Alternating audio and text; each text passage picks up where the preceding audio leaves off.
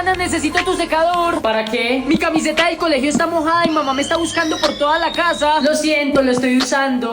Pero si ya te secaste el cabello. Me faltó aquí. No te lo puedo creer. Ya te encontré. No, mamá, ay, mamá, no, ay, no, ay. Hermano, me duele el cuello. ¿Me prestas una almohada? Lo siento, hermana, las estoy usando todas.